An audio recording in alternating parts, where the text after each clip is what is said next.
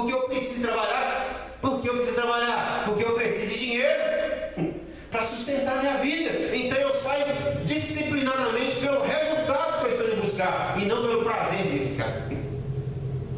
Isso é disciplina.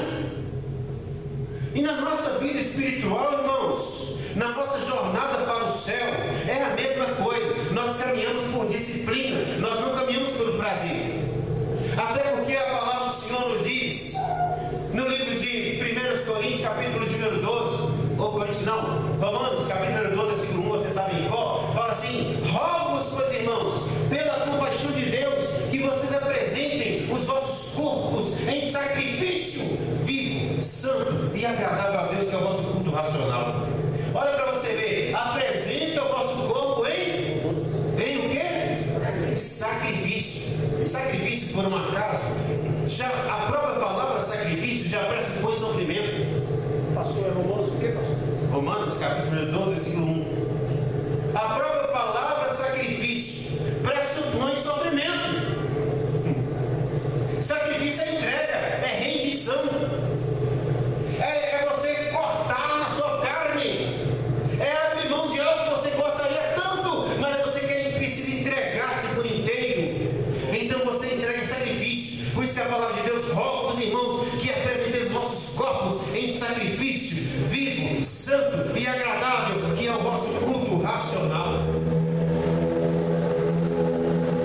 E muitos de nós não temos a disciplina das coisas espirituais.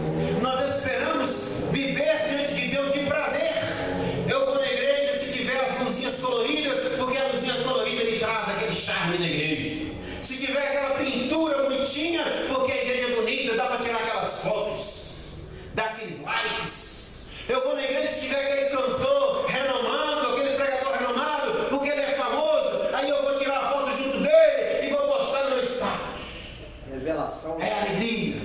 Eu vou lá na igreja porque eu quero sentir alegria. Vai ter aquele cantor, aquele baterista que toca bacana demais. Quando ele toca eu fico entusiasmado. Aí você satisfaz o seu próprio ego, você satisfaz a sua própria carne, satisfaz o seu próprio desejo, mas não entregou a Deus o vosso sacrifício vivo, santo e agradável. Satisfazer a sua carne, porque a nossa carne fica procurando. Eu vou no teatro porque eu quero ter alegria de me divertir no teatro. Eu vou no parque porque eu quero ter a diversão do parque. Eu vou no shopping porque eu quero ter a diversão do shopping. Eu vou na igreja porque também a igreja apresenta diversão quando eu não venho apresentar o meu sacrifício. A igreja também tem diversão. Olha para você ver aqui na virada do ano. Foi uma diversão também, uma alegria. Um momento de distração depois do culto. É alegria. Às vezes a gente vem, eu vou lá porque hoje vai ser a festinha das crianças. Aí eu gosto dos palhacinhos que vai lá e tal. Às vezes a diversão. Por mais que aquele que está vindo, preparando, desejando trazer a mensagem de forma lúdica, mas outros venham por causa do colorido. Por causa do colorido do balão, por causa do colorido das festas, dos bonecos e tal, mas não vem entregar o corpo em sacrifício a Deus.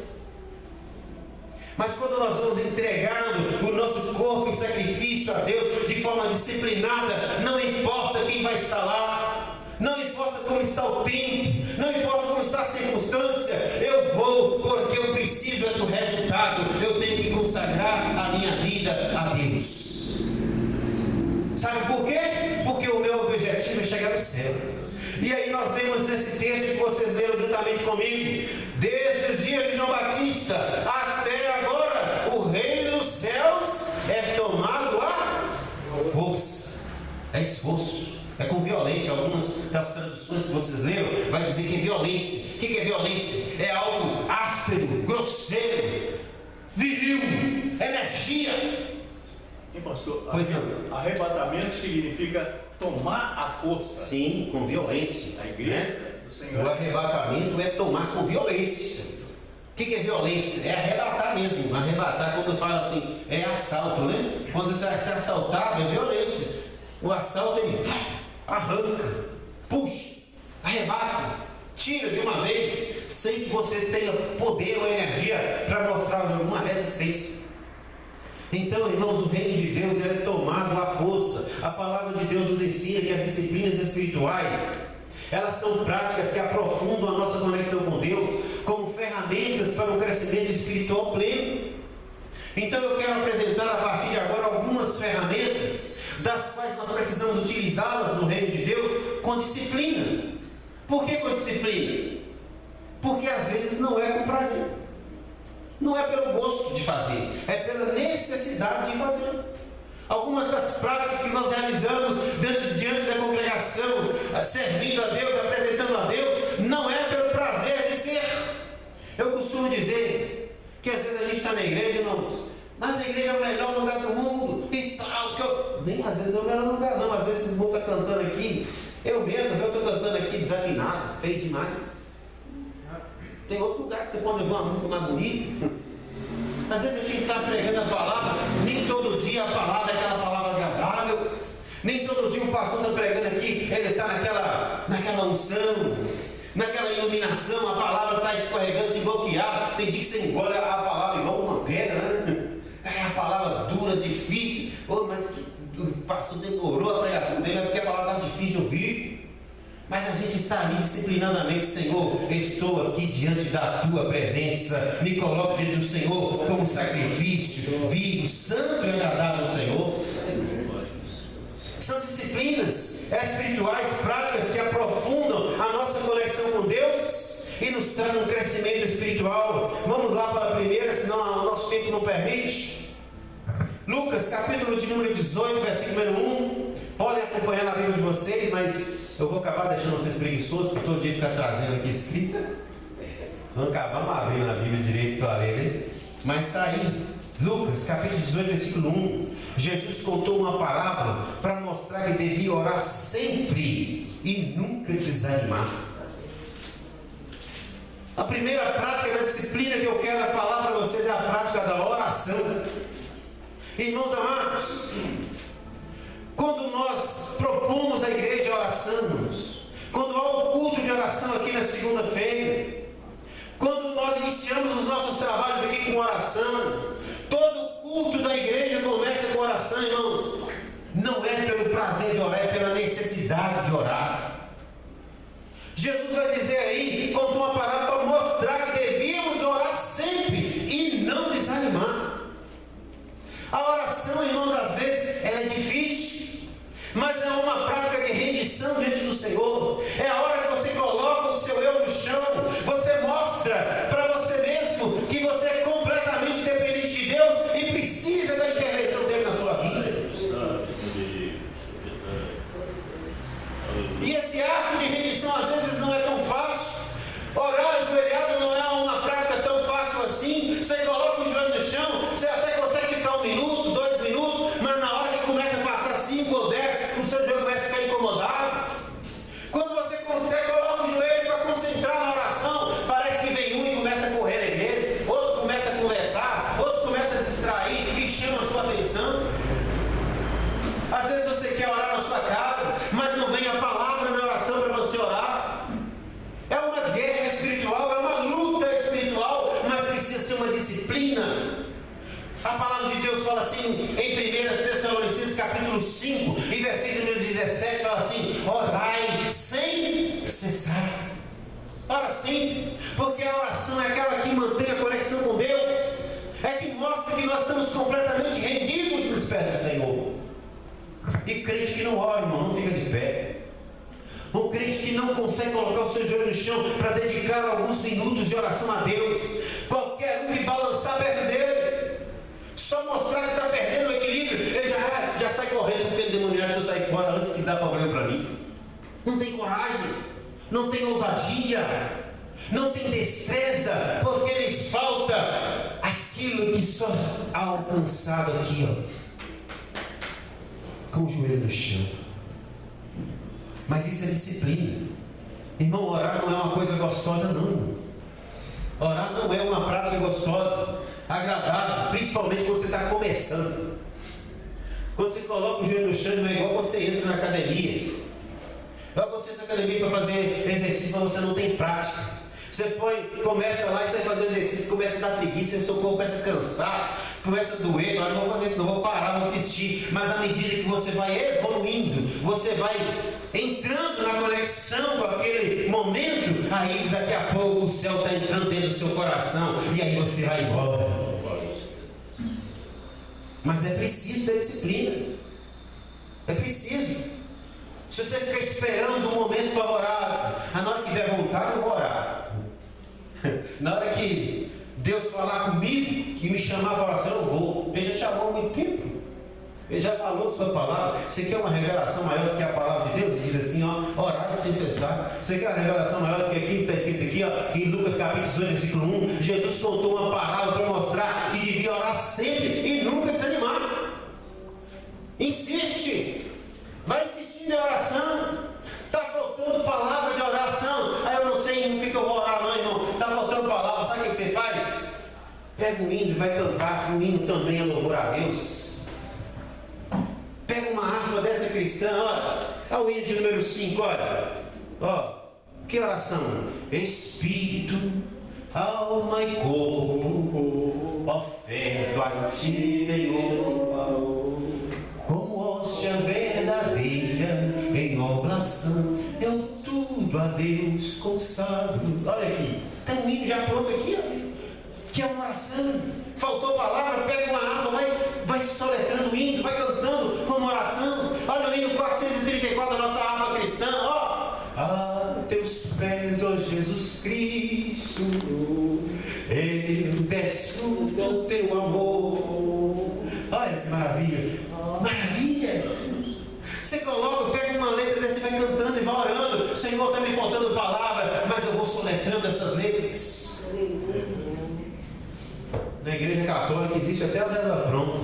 Ave Maria, cheia de graça, bendita és tu entre as mulheres, bendito é o fruto do vosso ventre, Jesus. Santa Maria, Mãe de Deus, rogai por nós pecadores, agora e na hora de nossa morte. Amém. Mais uma vez. Tem 50 bolinhas, então tem que ser 50 vezes. Mas é uma prática, é uma disciplina. Embora seja algo repetitivo, e a palavra nos diz que não é para fazer por vãs repetições, mas são disciplinados a orar. É uma prática que nós precisamos alimentar. Nós não podemos fazer as coisas sem entendimento. Muitas vezes as pessoas pegam, por exemplo, não falam na igreja católica, pega ali a oração do Pai Nosso, aí começa a falar por maneira até leviana. Mas se falar de maneira racional, o Senhor Jesus nos ensinou a orar. Quando você for orar, ora assim, Pai Nosso que estás nos céus, santificado seja o teu nome. Mas ore com raciocínio, com razão, entendendo o que você está falando. O Senhor está falando ali, perdoai assim as ofensas, Senhor, assim como eu perdoo. Então vá lá, procura perdoar quem tem ofendido mesmo, de forma racional. Não há problema algum de você repetir uma oração de alguém. Não há problema algum se tiver alguém do seu lado orando e você, aí eu não sei orar, mas vou falar amém para a oração do irmão Wilson. Não há problema. Mas o que você precisa é ter conexão com Deus. É falar com Ele, orar de forma disciplinada. Conversar com Deus é fundamental. Como Jesus ensinou em Mateus capítulo número 6, vai dizer lá, né? Depois vocês podem ler. Entra no seu quarto, fecha a sua porta, e o vosso Pai que está nos céus ouve vocês muito bem e sabe das vossas necessidades. Com persistência, com fé, conforme Hebreus capítulo 11 e versículo número 6, sem fé é impossível agradar a Deus. Tudo em nossa vida deve ser motivo de oração para nos aproximar mais de Deus. Tudo na nossa vida tem que ser motivo de oração. Tudo. Vou comer o almoço, é motivo de oração e agradecer a Deus. Vou resolver um problema, é motivo de oração de apresentar esse problema a Deus. Apresenta o seu problema a Deus. Se você apresentar o seu problema a Deus, você não precisará apresentar a consequência. Antes de resolver um problema, coloca o joelho no chão. Senhor, eis aqui a minha situação. Eu estou indo agora resolver um problema. Vai na frente, coloca. Tudo na vida deve ser motivo de oração. Resolveu, ora de novo. Aleluia. Irmãos, ontem, foi segunda-feira, teve um ciclo de oração aqui. Eu não vim no ciclo de oração. Eu optei por não vir. Eu não vim.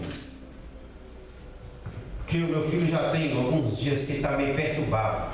É adolescente, está com os conflitos internos dentro do seu coração. Todo mundo sabe que adolescente é. Já tem alguns dias que está aflito, andando mal-humorado, agressivo e tal. E aqui está me incomodando. E ele fala que não dorme à noite, dá 3 horas da manhã que ele não está dormindo e tal, que não consegue dormir, e está dando insônia, dando não sei o que e tal. Na segunda-feira, a Luciana veio para a situação e falou: não vou ficar em casa, não tinha ninguém em casa. E eu entrei por dentro do quarto do meu filho, debrucei na cama dele e clamei a Deus. Sim, vocês não já viram lá aquele filme Quarto de Guerra? Agora vai ser o quarto de guerra. Eu vou guerrear com Deus aqui pelo meu filho aqui. Então aproveitar para ficar aqui dentro de casa sozinho, só eu e Deus. E fiquei. E orei a Deus e clamei a Deus: Senhor, o meu filho foi apresentado. Não é só ele não. O meu relacionamento, o meu namoro foi apresentado ao Senhor. O meu casamento foi consagrado ao Senhor. Quando a minha esposa teve o primeiro tremelique de gravidez, eu apresentei a barriga dela ao Senhor. Quando o menino nasceu, o pastor da igreja, o profeta do Senhor, consagrou ele ao Senhor. Ele se consagrou ao Senhor através do batismo. E agora Satanás ensina a andar com a vida dele. Eu não aceito, Senhor. E como um sinal que o Senhor vai trabalhar nisso, essa noite ele vai dormir. Essa noite ele vai dormir.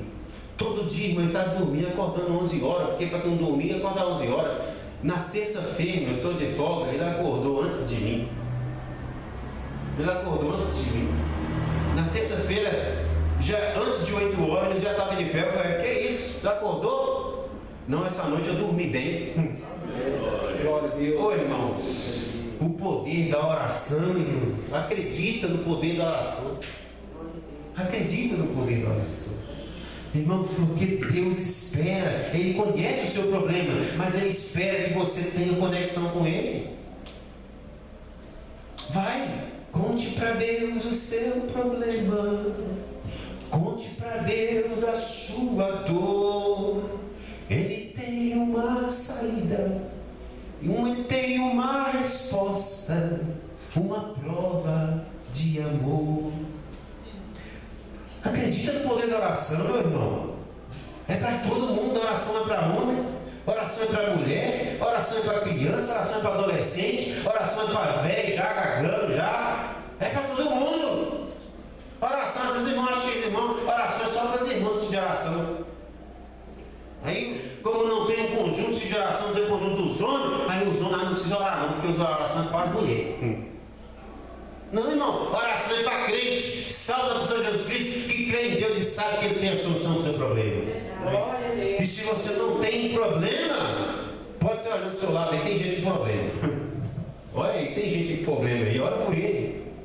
Aí você vai fazer um depósito, na hora que for sua vez, né?